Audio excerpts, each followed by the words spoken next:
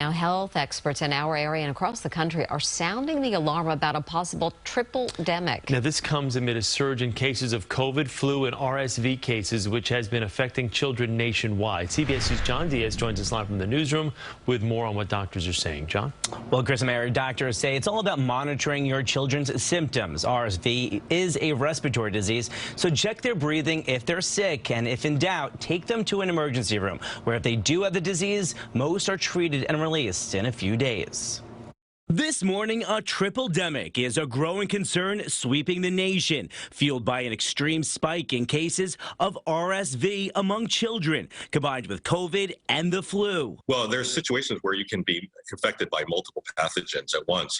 And the challenge is when your immune system is busy fighting one pathogen, it's less able to fight against another one.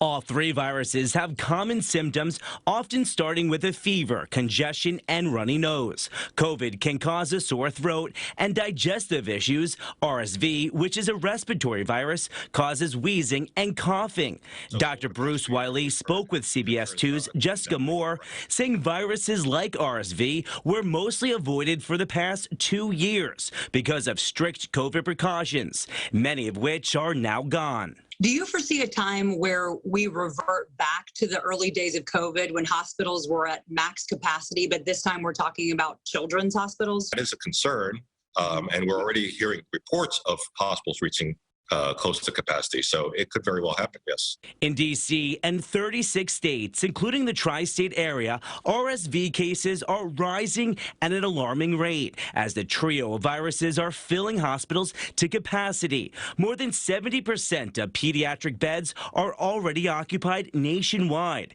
Many experts say symptoms this year are more severe. And that exactly goes to why the hospital is full and why we have so many children needing admission as opposed to being able to be seen and discharged home. Experts say parents should get children vaccinated against flu and COVID, make sure they wash their hands frequently and thoroughly, and avoid people who are sick.